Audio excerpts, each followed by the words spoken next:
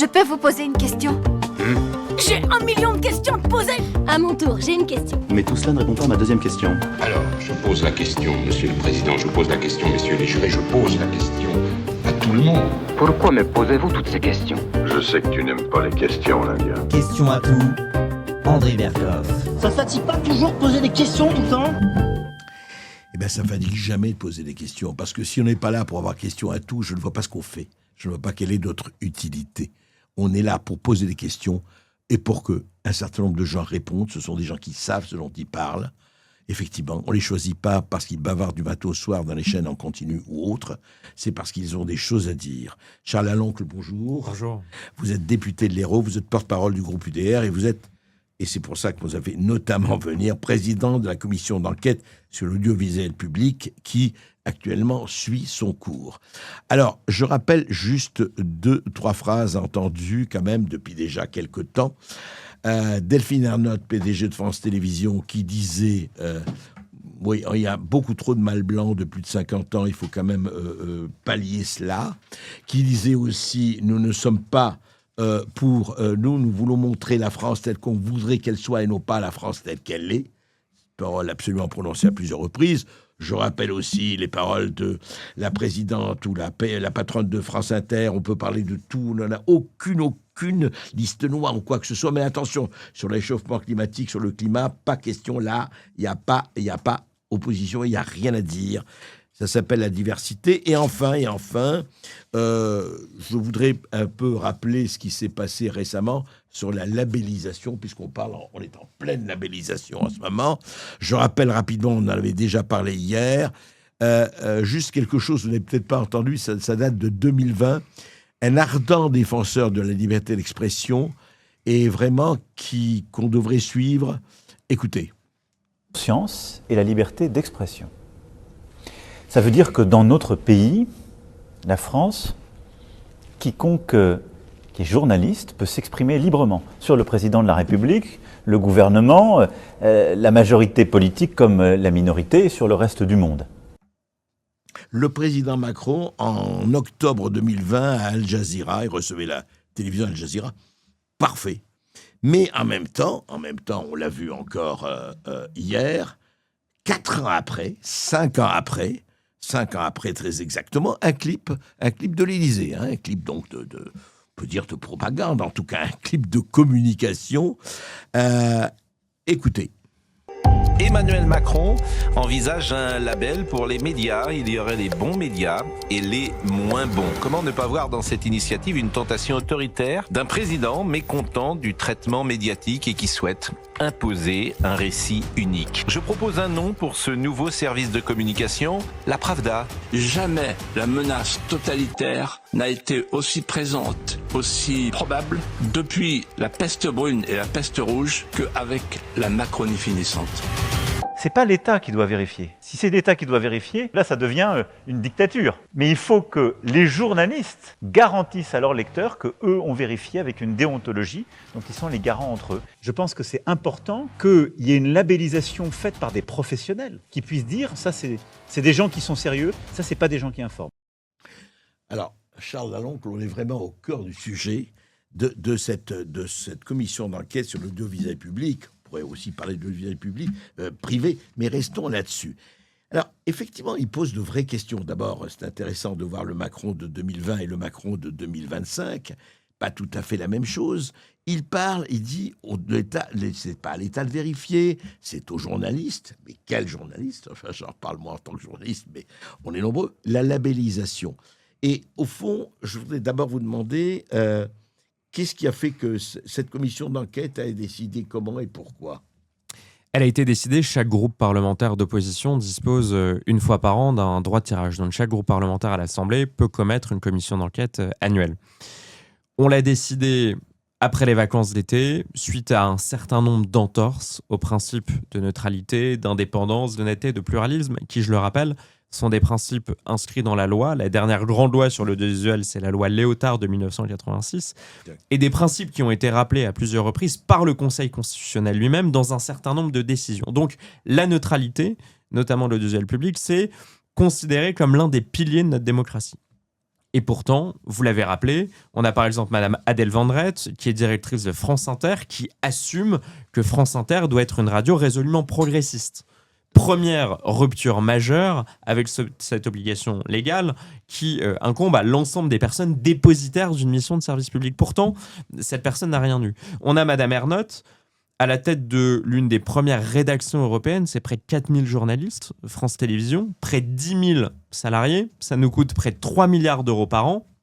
Madame Ernotte nous explique qu'en fait, France Télévisions n'a pas un devoir de retranscrire le réel, comme le fondement de n'importe quel devoir d'information, mais plutôt de présenter la France telle qu'elle voudrait qu'elle soit. Donc, deuxième rupture fondamentale avec ce principe d'honnêteté, d'indépendance, de pluralisme et de neutralité. Et puis, on a eu une litanie, notamment récente. On a l'impression que plus on avance, notamment vers la campagne de 2027, plus ces gens-là avancent à visage découvert. On a eu l'affaire Patrick Cohen et Thomas Legrand. Alors justement, juste vous interromps, il y a quelques petites images qu'on connaît, qu'on a vues Bien partout, mais elle est intéressante. Donc ça se passe dans un café de Montparnasse. Il y a Patrick Cohen et Thomas Legrand qui discutent avec deux hiérarques du PS. Regardez. Le problème des médias pendant des années, ils nous ont dit, mais vous savez, nous, c'est le comité locaux, c'est-à-dire que là où on est gagnant, vous venez avec nous, puis là où on n'est pas, on fait chier à Nantes, la ville, la chose, etc. Donc là, il faudrait qu'on joue tapis sur la table pour dire, mais en fait, c'est pour ça qu'il faut une forme de pour les animations. Paris, c'est risqué par le papier. D'ailleurs, PL, à la police, nous, on fait ce qu'il faut, on a dit, Patrick et moi. Voilà, Patrick et moi, on parle campagne, on parle ceci, on va les amener, je rappelle, deux journalistes de France Inter, et de Libération pour Thomas Legrand également, on va les emmener, on va faire. Ça vous inspire quoi? Mais c'est particulièrement choquant parce que, en fait, les Français payent chaque année près de 100 € par foyer pour payer un abonnement forcé dont ils ne peuvent pas se défaire. Depuis la fin de la redevance, que vous ayez une télévision ou que vous n'en ayez pas, idem pour une radio, vous êtes sommé de payer près de 4 milliards d'euros par an pour l'audiovisuel public. Chaque foyer français paie 100 chaque € foyer par an. et du millionnaire à celui qui est au RSA, en fait, vous financez maintenant l'audiovisuel public depuis quelques années par le biais de la TVA. Donc il n'y a même pas que vous consommiez ou non des chaînes et des radios publiques, vous êtes sommé de payer pour des sommes en plus qui sont, on peut le dire, extravagantes, dans la mesure où 4 milliards d'euros par an, c'est la moitié du budget du ministère de la Culture. Je vais vous donner quelques exemples. 4 milliards d'euros par an, par exemple, c'est 400 écoles, c'est 8 hôpitaux, c'est le salaire de 100 000 professeurs qu'on pourrait payer chaque année. C'est par exemple une grande campagne, il suffirait pour réhabiliter des châteaux, des monuments, des églises qui sont le patrimoine français, qui sont en train de tomber en ruine. Il suffirait d'une année d'audiovisuel public pour réhabiliter ces grands monuments qui sont en train de partir en ruine. Il aurait fallu, par exemple, pour sécuriser le Louvre et éviter, par exemple, le vol des joyaux de la couronne, il aurait fallu l'équivalent de 60 ou 70 millions d'euros. Donc, vous voyez, par rapport aux 40 milliards, c'est une somme qui est totalement anodine. Donc ça, c'est pour vous donner un peu le comparable. Et on constate qu'avec cet argent-là, la loi n'est même pas respectée. La neutralité n'est pas respectée. On a Patrick Cohen et Thomas Legrand qui, avec notre argent, devisent et complotent avec des hiérarques du Parti Socialiste, parti qui ne représente à peine plus que 2% aux dernières élections présidentielles. Mais qui est à la tête d'un certain nombre d'institutions, comme vous le savez. De certains nombres d'institutions. J'ai auditionné, donc c'était la première audition de cette commission d'enquête qui va durer 12 ou 13 semaines, où on va auditionner une cinquantaine de personnes. J'ai commencé par le président de l'Arcom. Président de l'Arcom, au début de l'audition, je lui ai demandé de se présenter. Ouais. C'est une question qui est très classique pour les personnes qui sont auditionnées à l'Assemblée nationale. Bon, ce monsieur s'est présenté, mais il a omis un élément, je n'ai pas manqué de lui rappeler, c'est qu'il était passé par un certain nombre de cabinets ministériels, 4. Donc ça lui a pris quand même un temps dans son expérience professionnelle, mais il a omis de le dire à la représentation nationale, alors qu'il venait d'ailleurs de jurer de dire toute la vérité, rien que la vérité, devant les députés. Et ce monsieur n'a travaillé que pour des ministres socialistes. Mais il n'a pas jugé... Les 4 cabinets, c'était que des cabinets socialistes. Et quand vous prenez le collège de l'Arcom, qui est une autorité publique soi-disant indépendante, qui a pour mission d'être la garante de l'honnêteté, de l'indépendance, de la neutralité, du pluralisme de l'audiovisuel et notamment de l'audiovisuel public, vous avez un certain nombre de profils parfaitement militants. Par exemple, et c'est l'une des questions que j'ai posées au président de l'Arcom qui était incapable de me répondre, monsieur Foued Beraoui a été nommé en juillet 2025 par le président de l'Arcom à l'Arcom. Pourtant, un an auparavant, sur ses réseaux sociaux, donc c'est une information qui est publique, il appelait à une manifestation antifasciste contre l'Empire Bolloré. Comment se fait-il qu'une personne comme ça... Et il est nommé à l'Arcom. Il a été nommé en juillet dernier, validé par le président de l'Arcom. J'en fais état lors de mon audition au président de l'Arcom, qui est incapable de me répondre, qui me dit qu'il ignorait cette information, qui pourtant est publique et a fait quand même quelques gros titres dans la presse. Et donc j'attends maintenant que le président de l'Arcom a cette information, qu'il démette de ses fonctions ce militant et cet activiste. Donc tout ça pour vous dire que je pense qu'on arrive à un point qui nécessitait la création de cette commission d'enquête. C'est une commission d'enquête qui est inédite. Jamais dans l'histoire de l'Assemblée nationale, on ne s'est intéressé de cette façon à l'audiovisuel. C'est la première fois.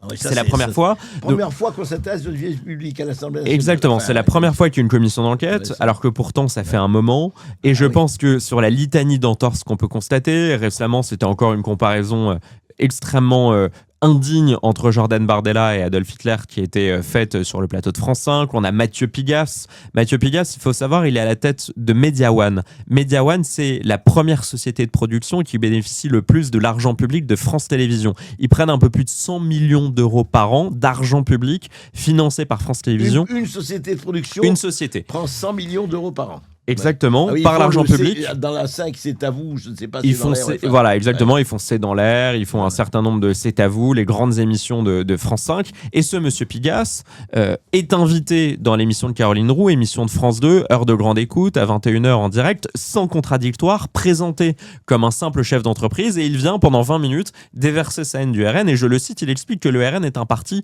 qui pourchasse les homosexuels, un parti qui pourchasse les étrangers. À aucun moment il n'a de contradictoire et à aucun moment, Caroline Roux ne juge bon de dire deux choses, que ce monsieur est à la tête de la première société qui produit une grande partie... C'est sa propre émission, je crois. Exactement. Ouais. Et deuxième point, que ce monsieur n'est pas qu'un simple chef d'entreprise, mais qu'il a fait la une de Libération quelques mois auparavant pour indiquer qu'il mettrait tous les moyens médiatiques dont il dispose pour lutter contre l'extrême droite. Et des exemples comme ça, j'en ai référencé une centaine sur les dernières années. Donc, pour vous dire que la légitimité de cette commission d'enquête, au-delà de son caractère inédit, tient à la fois à la litanie d'entorses au principe de neutralité que les Français sont des millions à constater au quotidien, mais aussi, et je pense qu'on pourra y revenir, au grave dysfonctionnement sur l'utilisation de l'argent public que commettent les dirigeants de France Télévisions et ceux de Radio France. La Cour des comptes a sorti un rapport il y a quelques semaines qui est accablant, et aussi à un certain nombre de conflits d'intérêts que je suis en train de soulever dans le cadre de mes travaux et pour lesquels je demanderai un certain nombre de comptes à ces dirigeants. Alors Charles, entrons dans le vif du sujet, parce que justement vous avez fait l'enquête, vous faites l'enquête à ce moment et vous allez recevoir les semaines à venir un certain nombre de gens. Ça va être passionnant de voir aussi les résultats, mais vous avez déjà... Parlons des conflits d'intérêts. Parce que c'est vrai, encore une fois, à vous rappeler que le privé fonctionne avec son propre argent.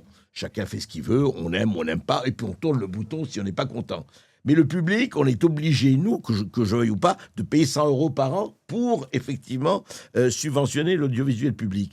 Alors, parlons des conflits d'intérêts, parlons aussi des excès, des dépenses, etc. Parce qu'on a vu des choses, mais qui paraissent assez hallucinantes. Les conflits d'intérêts, je peux vous en citer de plusieurs ordres. Le premier ordre, et je vais essayer d'être rapide, c'est par exemple sur les membres de l'Arcom. L'Arcom, auparavant, s'appelait le CSA, et le CSA... La haute autorité au départ. C'est ça, oui. Exactement. Et les pouvoirs ont été renforcés, notamment par François Hollande, qui voulait que le pouvoir politique à l'Élysée ne se mêle plus de la décision de nomination de la présidence de France Télévisions. Vous vous souvenez, lui-même, en débat face à Nicolas Sarkozy en 2012, jurait la main sur le cœur que lui, président de la République, il ne se mêlerait pas à la nomination de la présidence de France Télévisions. Et pourtant, on a appris, il y a quelques mois, par la voix d'Olivier Schramek, qui était président du CSA au moment de la première nomination de Delphine Ernotte en 2015, que ce monsieur a fait l'objet de pression directe de François Hollande pour éliminer des candidats concurrents de Delphine Ernotte. Donc déjà, premier type de conflit d'intérêts, qui est gravissime, puisque ce monsieur Schramek, à l'époque,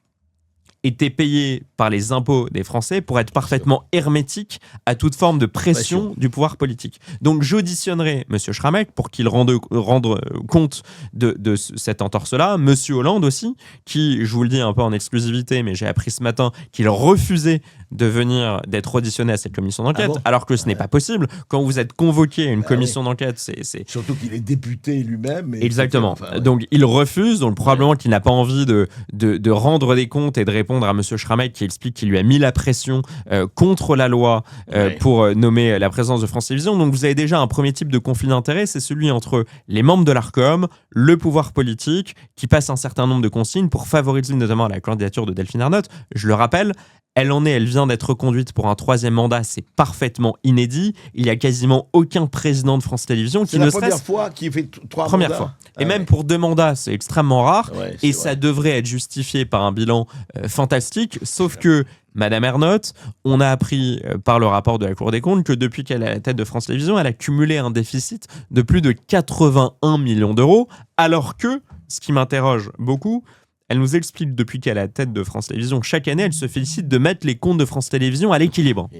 Donc moi, quand je l'auditionnerai... 81 millions d'euros. 81 millions d'euros, une paille évidemment pour le contribuable. C'est la somme qu'il aurait fallu notamment pour sécuriser le musée du Louvre, donc pour vous donner un comparable. Et donc j'aimerais comprendre comment cette femme, depuis qu'elle est arrivée à la tête de France Télévisions, se félicite chaque année de mettre les comptes à l'équilibre et qu'il faut attendre 10 ans que la Cour des comptes revienne pour constater qu'elle a mis les comptes dans le rouge, qu'elle a mis quasiment à zéro la trésorerie, qu'elle a mis les capitaux propres inférieurs à la moitié du capital social de l'entreprise, ce qui fait peser un risque de dissolution et de faillite de l'entreprise. En privé, ce serait déjà la faillite. Et n'importe quel dirigeant d'entreprise publique ou privée aurait pris la porte, les actionnaires auraient démis un patron de ses fonctions avec un tel bilan. Donc, le premier conflit d'intérêt, il est de cette nature-là. Le deuxième conflit d'intérêt, il est de la nature entre certains partis politiques. Je pense au Parti Socialiste, on a parlé de M. Cohen et Legrand. Mais je voudrais vous donner un exemple, et des exemples comme ça, il y en a pléthore, malheureusement. C'est le cas, par exemple, du directeur des opérations spéciales de France Télévisions, que tout le monde soupçonne d'être un emploi fictif, qui est adjoint d'Anne Hidalgo à la mairie de Paris. Actuellement. Donc, il s'appelle comment ? Monsieur Ngacha. Qui donc fait de la politique à peu près, il nous donne l'impression sur ses réseaux sociaux de faire de la politique 7 jours par semaine. Il est déjà payé par l'argent public au titre d'adjoint d'Hidalgo à la mairie de Paris, mais il est aussi directeur chez France Télévisions. Il doit peut-être d'ailleurs faire partie des 30 directeurs de France Télévisions qui gagnent plus que le président de la République. Donc plus de 200 000 euros. Par France Télévisions et par la mairie de Paris. Exactement. Et depuis que mon nom de rapporteur est sorti, beaucoup de cadres de France Télévisions me rencontrent en off. Je leur assure la confidentialité totale de nos échanges. Et tout le monde me dit... Ce monsieur, s'il est venu peut-être 4 ou 5 fois sur les derniers mois au siège de France Télévisions, c'est le Pérou. Donc je vais demander à France Télévisions, parce qu'en tant que rapporteur, j'ai un pouvoir de contrôle sur pièce et sur place, je vais demander le nombre de fois où cette personne a badgé dans les locaux de France Télévisions. Mais voyez, deuxième type de conflit d'intérêt, on a l'air de servir les copains, vous êtes socialiste et vous êtes adjoint d'Hidalgo, sachant que la sœur de Delphine Ernotte est aussi adjointe d'Hidalgo à la mairie de Paris. Je ne veux pas rentrer dans les affaires familiales, mais il y a quand même une surreprésentation du Parti socialiste. Et pour terminer sur le cas de ce monsieur, il est directeur des opérations spéciales, mais il existe aussi chez France Télévisions un directeur des opérations exceptionnelles. Donc dans cette folle bureaucratie... Donc il y a 2 postes, un spécial et un exceptionnel. Exactement. Magnifique. Exactement. Vive la bureaucratie. Pour organiser, me dit-on, le Téléthon. Donc ils organisent une fois par an le Téléthon et ça coûte donc des salaires mirobolants, des postes d'assistante, probablement des voitures de fonction. Tout ça a été d'ailleurs dénoncé par la Cour des comptes. Donc voilà, le deuxième type de conflit d'intérêts, c'est entre les partis politiques et certains dirigeants de l'audiovisuel public. Et troisième et dernier type de conflit d'intérêts qui est, je trouve, éminemment sensible, c'est entre les sociétés de production et France Télévisions, où il y a eu des cas de prise illégale d'intérêts et pacte de corruption supposés. Je vous donne un exemple, mais pareil, on pourrait faire une demi-heure d'émission sur ce sujet-là.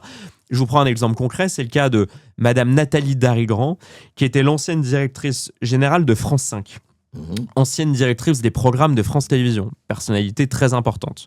On me dit d'ailleurs que c'est la meilleure amie d'Élise Lucet. Cette personne-là signe des contrats importants pour la société Together, société de production de Renaud Levanquim, qui est lui-même un ancien militant de la Ligue communiste révolutionnaire. Elle signe des émissions aussi importantes pour France 5 que C'est ce soir et C'est politique. Ouais. Elle se fait, à la suite de ça, elle se fait licencier officiellement par France Télévisions. On me dit qu'elle aurait pris entre 300 et 400 000 euros de frais, d'indemnité de licenciement payés par le contribuable. Mais après son licenciement, elle se retrouve à la tête de ces mêmes émissions, mais dans la boîte de production pour laquelle elle a signé ces contrats, et visiblement, elle est tellement récompensée qu'elle prend la tête de cette société de production avec Renaud Levanquim. Si n'importe quel haut fonctionnaire ou élu de Je suis commettait le 10e d'une telle prise illégale Ce d'intérêt... n'est même plus des portes tournantes, c'est des portes qui vacillent, quoi. C'est incroyable. C'est-à-dire, je passe du public, je finance des sociétés de production, et après, je passe chez elles. Exactement. Et je m'enrichis sur la signature de ces contrats au nom des Français avec l'argent du contribuable. Et des cas comme celui-ci, il y en a pléthore. Je pense à monsieur Takis Candilis, que j'auditionnerai aussi, au même titre que madame Darry-Grand, qui a fait la même chose pour Banijé, qui est une autre société de production qui profite allègrement de dizaines, voire centaines de millions d'euros sur plusieurs années par France Télévisions. Donc, vous voyez, dans les conflits d'intérêts, entre Monsieur Niel, Monsieur Pigasse, Nagui pour la société Banijé, Madame Darry-Grand, Monsieur Levanquim, ça alimente. Il y a des centaines de millions d'euros payés par les Français qui alimentent quelques-uns qui, en plus de ça, ne se cachent pas d'avoir un agenda politique. Je pense à Monsieur Niel et je pense à Monsieur Pigasse, qu'ils commettent ouvertement sur les chaînes de l'audiovisuel public. Donc voilà, il y a un phénomène d'hyper-concentration de ces contrats de production qui, en plus de ça, assèche les producteurs indépendants français qui, eux, ont moins de contrats, moins de possibilités de faire entendre leur professionnalisme, et donc on voit des sociétés... Il ne faut pas partie des copains, il ne faut pas partie de l'entre-soi, donc ils sont beaucoup moins bien traités que ceux dont vous avez parlé. Exactement, d'autant plus que Madame Ernotte a confié les rênes de France Télévisions à son numéro 2, à son protégé, Monsieur Sidbon Gomez, dont je vais vous brosser le profil assez rapidement. Monsieur Sidbon Gomez est un très jeune directeur de France Télévisions qui ne l'empêche pas d'être le numéro 2. Il ne s'est jamais caché d'avoir été un activiste. Il a été directeur des campagnes de Cécile Duflot et Eva Joly. Monsieur Sidbon Gomez était le directeur de cabinet de Delphine Ernotte et il a été propulsé du jour au lendemain directeur des programmes et, depuis peu, directeur de l'information, enfin à la tête de l'information chez France Télévisions. Donc c'est lui presque le vrai patron. C'est lui... Le vrai patron, c'est lui notamment qui est le patron des près de 4000 journalistes de France Télévisions. Beaucoup me contactent ne comprenant pas, parce que M. Sidbon Gomez n'a jamais eu de carte de presse. Il n'est pas journaliste. Pour la première fois dans l'histoire de France Télévisions, on a quelqu'un qui est un militant et qui n'a jamais eu de carte de presse, qui dirige les journalistes de France Télévisions et qui, en plus de ça, assume un agenda politique. Et donc, Mme Ernotte a fait une grande réforme de France Télévisions, où avant, les producteurs indépendants pouvaient venir frapper à la porte de France 5, de France 3, de France 4, de France 2, de l'ensemble des chaînes de France Télévisions pour proposer leur programme. Elle a tout centralisé. Maintenant, il n'y a qu'un seul patron, c'est Monsieur Sidbon Gomez. Et donc, les producteurs me disent, soit on est copains et on partage les mêmes idées politiques que ce monsieur, et donc on est servi et on peut avoir des émissions. Il dirige les 5 chaînes. Enfin, il est exactement responsable des 5 chaînes. Maintenant, il y a une grande réforme faite par Madame Ernotte qui a tout centralisé et qui fait que ce monsieur Sidbon Gomez est tout puissant, notamment pour l'attribution de certains contrat de production, alors qu'en plus, il est, c'est un ancien militant, il le reconnaît, il le revendique. Donc, vous voyez, il y a une sorte de collusion entre un agenda politique et des copains qui s'enrichissent du côté des sociétés de production. Tout ça coûte des centaines de millions d'euros aux Français, avec une direction qui est incapable, en plus, de mettre les comptes à l'équilibre, qui fait peser un risque de faillite. Donc, vous voyez, on est sur un sujet qui est honnêtement énorme, et je me réjouis qu'on ait pu commettre cette commission d'enquête avec l'UDER, parce qu'il était temps. Et justement, Charles Allon, juste avant de parler des excès, parce qu'il faut parler des dépenses, des excès qui sont quand même assez je dirais, truculents, si je peux me permettre cette expression, mais il y a aussi cette espèce justement d'idéologie politique. Moi, je dis toujours, citez-moi à France Télévisions ou à Radio France, je dirais, alors il dit, mais nous invitons tout le monde, très bien, vous invitez tout le monde, enfin en principe, mais surtout, donnez-moi un animateur, un producteur, un responsable d'émission, qui soit, je dirais même pas de droite, mais qui soit de centre-droit, libéral, compagnie. On doit les compter sur les doigts d'une main. C'est-à-dire, cette mainmise d'une seule spectre du parti politique, alors que puisque tous les Français paient la redevance, ça devrait être représenté de façon extrêmement diverse. On veut le pluralisme, on parle de pluralisme, mais il n'y a pas de pluralisme, quelque part. Alors que le pluralisme est, je le rappelle, un principe à quasi-valeur constitutionnelle et que ça doit être l'une des premières garanties protégées par les dirigeants de l'audiovisuel public. Qu'est-ce qui fait que c'est pas le cas. cette prise de pouvoir, enfin, qui date pas d'hier, hein, mais... Elle ne date pas d'hier. En plus, elle a été vérifiée d'un point de vue méthodologique. On a l'Institut Thomas More qui, en février 2024, a analysé l'ensemble des intervenants invités sur les chaînes publiques, radio et télé, et ils ont constaté que moins de 4% des intervenants pouvaient être classés de droite, pouvaient être classés conservateurs ou libéraux. Là, même pas extrême droite. Droite, extrême droite. Droite, extrême moins droite. De 4%. Moins de 4%. Et vous avez à peu près 30% d'intervenants qui peuvent être classés comme de gauche, et le reste étant plutôt neutre. Et on sait d'ailleurs à quoi s'en tenir quand certains experts se passent pour neutres. Donc il y a eu cette étude-là. Il y a une autre étude qui a été révélée par le Figaro Magazine le week-end dernier, notamment sur les chaînes de Radio France, où on voit que sur certaines matinales de France Inter, de France Info, c'est près de 70% des invités qui ont une couleur de gauche. C'est l'IA qui l'a analysé, la méthode est assez robuste. Et en fait, des dérives comme ça, même quand j'ai analysé les chiffres publiés par l'Arcom elle-même, sur les chaînes de France Télévisions, on voit qu'il y a une sous-représentation chronique par rapport au score fait dans les urnes sur les dernières élections du Rassemblement national. Le Rassemblement national n'est pas le seul parti à souffrir de cette sous-représentation chronique. On a par exemple aussi la France Insoumise, qui est le seul parti de gauche qui est sous-représenté, avec une surreprésentation massive du Parti socialiste, qui ne pèse quasiment plus rien, d'Europe, des Verts et des écolos. Donc qu'est-ce qu'il explique ? Écoutez, moi ce qu'on me dit en interne, c'est que une chaîne comme France Inter, par exemple, dont la directrice revendique que ce soit une radio résolument progressiste, dont les humoristes qui sont payés par notre argent ont pour profession d'insulter et de mépriser. On a eu quelques exemples la semaine dernière encore, enfin on va pas revenir là-dessus, mais c'est hallucinant, quoi. Exactement. Je veux dire, Exactement. Et on me dit que chez France Inter et chez Radio France, ils savent pertinemment que l'audience de ces radios est une audience majoritairement de gauche, majoritairement des sympathisants et des militants du Parti socialiste, donc ils sont un peu pris entre le marteau et l'enclume, entre l'impératif de faire de l'audience, mais en même temps, s'ils éliminent certains éditorialistes, les journalistes ouvertement de gauche, ils perdront cette audience-là. Donc voilà, il y a une forme de choix éditorial parfaitement assumé, mais qui, à nouveau, est une rupture avec la loi. L'audiovisuel public est payé par 100% des Français. La droite est largement aujourd'hui représentée dans les urnes, donc il est temps qu'elle soit représentée dans les mêmes proportions sur ces chaînes-là. Tout à fait. Non, mais c'est ça, ça s'appelle la diversité. Il se glorifie de la diversité, mais il ne l'applique pas. Il se glorifie du pluralisme, mais il ne l'applique pas.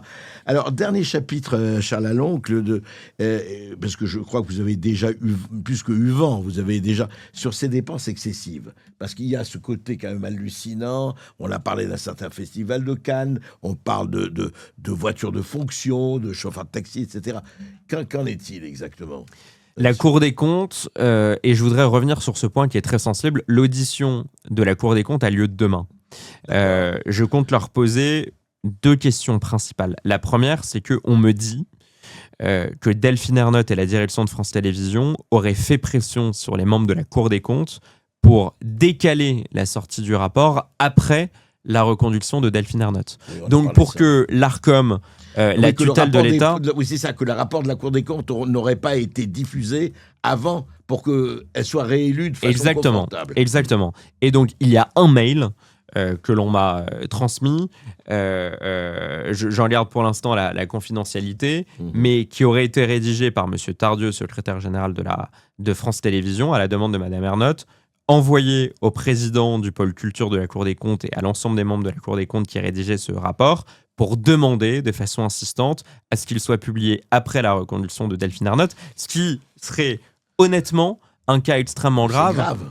D'autant plus. C'est même illégal, enfin c'est. Parfaitement, c'est parfaitement. C'est très grave. Et d'autant plus que la Cour des comptes n'était pas venue vérifier les comptes de France Télévisions depuis 2016, là où pour une entreprise qui bénéficie d'une telle allocation d'argent public de plusieurs milliards, c'est quand même très préoccupant. Donc voilà, tout ça pour dire qu'il y a déjà ce premier fait où, pour ne pas révéler notamment le déficit de 80 millions, pour ne pas révéler les dépenses choquantes qui ont choqué nombre de Français lorsque le rapport de la Cour des comptes est sorti, il y a une pression qui aurait été mise sur les dirigeants de la Cour des comptes qui visiblement se seraient exécutés puisque le rapport est sorti quelques jours, quelques semaines après la reconduction officielle de Delphine Ernotte. Dans ces dépenses-là, qu'est-ce qui a choqué les Français ? Peut-être 3 ou 4 chiffres principaux. Le premier, c'est le salaire moyen chez France Télévisions. Le salaire moyen chez France Télévisions, sur les 9000 salariés, ce qui est énorme, il y a plus de salariés de France Télévisions, par exemple, que de chirurgiens en France. Sur les 9000, vous avez un salaire moyen de 72 000 euros. 72 000 euros, vous vous situez dans Ça fait 5 à 6 000 euros par mois. C'est ça. Vous vous situez dans les 9% des Français les mieux rémunérés, les plus riches dans notre pays. Vous avez une trentaine de directeurs mieux payés que le président de la République, qui gagne plus donc que 200 000 euros par an. Vous avez une cinquantaine de personnes qui bénéficient de véhicules avec chauffeur. Vous avez 126 000 euros par jour. 50 000 personnes, chacun sa voiture, son chauffeur. Enfin, une cinquantaine de personnes qui bénéficient, et pour des montants estimés par la Cour des comptes, des avantages en nature de plus de 30 000 à 40 000 euros par an. Donc vous ajoutez votre super salaire de directeur mieux payé que le président de la République, et en plus de ça, en avantage en nature, vous bénéficiez d'une voiture pour un montant de 30 000 à 40 000 euros en avantage en nature. Vous avez des frais de réception et de mission, donc des frais de cocktail et de mission, de 126 000 euros par jour chez France Télévisions.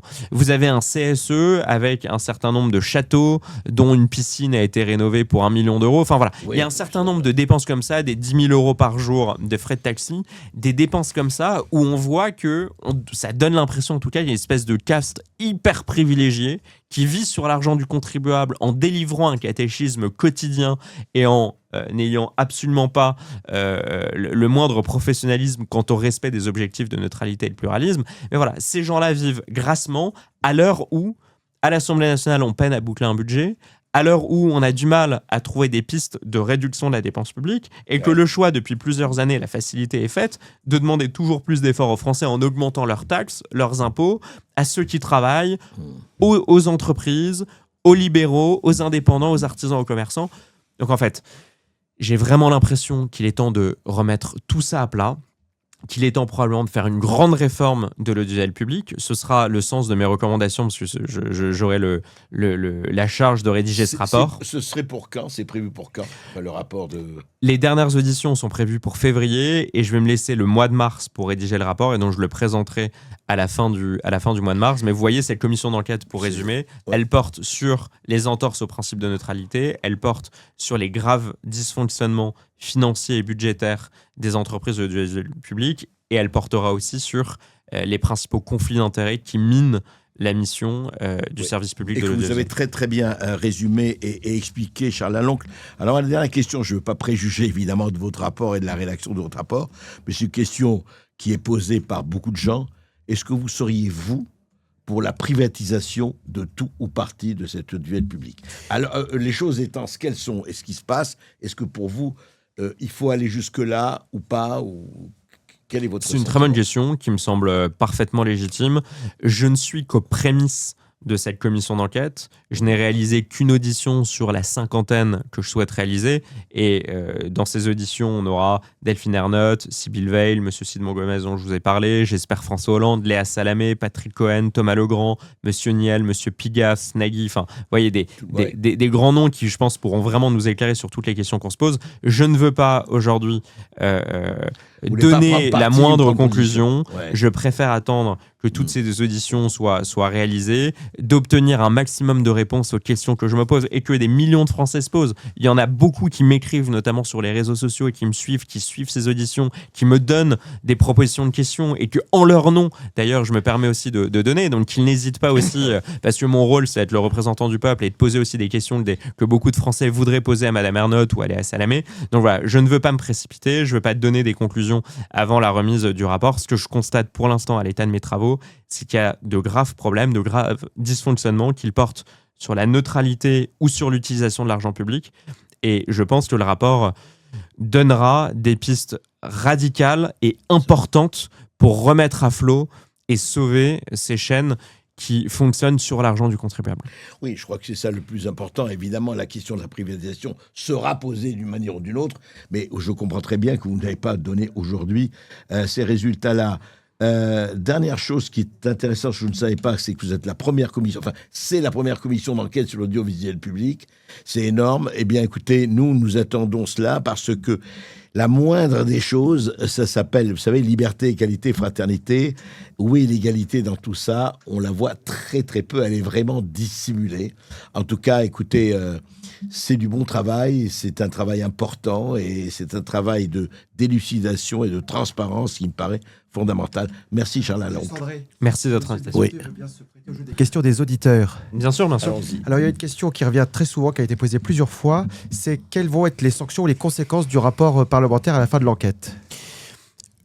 On dispose donc déjà une commission d'enquête, pour le dire aux auditeurs, c'est l'un des rares endroits, en dehors d'un tribunal, où il y a une exigence de vérité. C'est-à-dire que les personnes qui sont auditionnées doivent prêter serment. Donc ils jurent de dire la vérité, toute la vérité, rien que la vérité. Ils lèvent la main droite et ils prêtent serment au début de chaque audition. Donc c'est un lieu où, si vous ne dites pas la vérité et qu'il est prouvé que vous avez menti à l'issue de votre audition, ça pèse un risque pénal. Il y a un côté parjure. Exactement. Donc ça, je le dis, notamment demain, quand j'interrogerai certains membres de la Cour des comptes sur des pressions qu'ils auraient pu subir de la direction de France Télévisions, quand je poserai les mêmes questions à ces dirigeants de France Télévisions, ils ont intérêt à dire la vérité, puisqu'il y a un certain nombre de preuves que je pourrais obtenir par divers canaux, puisque le rapporteur que je suis a un pouvoir de contrôle sur pièce et sur place. Demain, par exemple, je peux arriver sans forcément donner d'invitation dans les locaux de France Télévisions, dans les locaux de l'Arcom, pour réclamer moi-même un certain nombre de pièces, et ils seront obligés de me les fournir. Donc il y a ce cadre légal, il y a ce pouvoir qui a été d'ailleurs renforcé dans la dernière loi constitutionnelle de 2008, qui est accordé aux députés. Donc tous ces éléments, ces serments qui sont prêtés vont venir gonfler un certain nombre de dossiers. Si on se rend compte qu'il y a eu des failles, si on se rend compte par exemple que les comptes de France Télévisions ont été maquillés, qu'il y a eu des prises illégales d'intérêt ou des pactes de corruption, qu'il y a eu des mensonges, évidemment que derrière, l'article 40 pourrait être activé, la saisie du procureur pourrait être activée, et la justice pourra d'ailleurs elle-même se saisir si ils se rendent compte que les faits sont suffisamment graves. Donc tout ça pour dire que c'est un vrai moment de vérité, où tout le monde est sommé de dire la vérité, sinon ça peut être la case pénale. Les pièces que je peux récupérer sont des obligations, et si elles ne me sont pas attribuées, c'est un délit qui est commis. Donc tout ça est tellement encadré d'un point de vue judiciaire que je n'ai pas vraiment de doute sur le fait que si on constate des mensonges, si on constate des faits qui sont passibles de sanctions pénales, derrière la justice suivra. Ou en tout cas, certains députés... Vous pourriez porter plainte. Je pourrais porter plainte. D'autres députés membres de la commission d'enquête, on est 31 membres, pourront aussi porter plainte. On pourra saisir le procureur. Mais des poursuites pénales peuvent parfaitement être envisagées. C'est aussi le rôle de ces commissions d'enquête. Autre question, j'ai encore deux questions. Une question précise. Oui. Est-ce que M. Cohen et Legrand peuvent être auditionnés? Et si oui, le seront-ils? Par rapport aux propos qu'on a entendus tout à l'heure. Ils peuvent être auditionnés, ils seront auditionnés et ils répondront de leurs actes. Je n'ai pas encore la date et je ne voudrais pas la révéler parce que je ne suis pas tout à fait sûr que les convocations aient été envoyées par les administrateurs, mais ce sera bien le cas. Ils le seront notamment avant la période de Noël. Ce sera, je crois, dans 2 ou 3 semaines. Je crois que ce sera la semaine du 17 décembre. Okay. Et une dernière question, c'est est-ce que vous aurez des préconisations à mettre en œuvre pour mettre des garde-fous pour éviter que tous les manquements que vous pouvez constater se reproduisent? Absolument, c'est là aussi tout mon rôle, certes de poser des questions, de récupérer des pièces, de décortiquer et de réaliser l'enquête la plus complète possible. J'y consacre une très grande partie de mes jours et de mes nuits depuis que j'ai été nommé rapporteur il y a 3 ou 4 semaines. Je prends ce travail avec grand sérieux et mon travail à l'issue de cette commission, ce sera de remettre un rapport et dans ce rapport, évidemment d'évoquer des pistes d'optimisation, de réforme, de changement de pratique, probablement des changements fondamentaux. Donc je suis déjà en train de réfléchir à un certain nombre de pistes et ce sera l'occasion des auditions de nous éclairer sur cette voie-là. Merci monsieur le député. Et dernière question qui m'a été...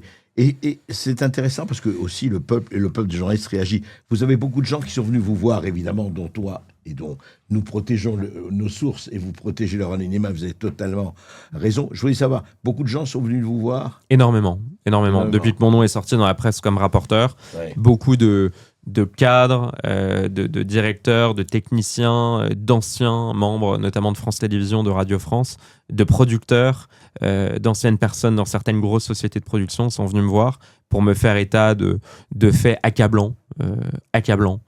Et donc, je passe une grande partie de mes journées. Et en plus, les gens-là ont peur parce qu'ils me disent qu'il y a un système de pression, une espèce d'omerta, notamment chez France Télévisions, qui fait que si leur nom sortait demain, ils seraient grillés et ils ne pourraient plus rebondir dans leur profession. Donc, je leur garantis évidemment l'anonymat le plus total. Bien sûr. Mais évidemment que les langues se délient, mais elles ne se délient pas de façon officielle. Mais ça montre qu'il y a un problème et ça montre qu'il est temps de s'intéresser de près à ces dysfonctionnements parce que j'ai l'impression qu'il y a un sentiment d'impunité qui a été cultivé depuis trop longtemps. C'est clair. En tout cas, merci Charles Laloncle. Et puis, on suivra vos travaux, évidemment. Merci beaucoup.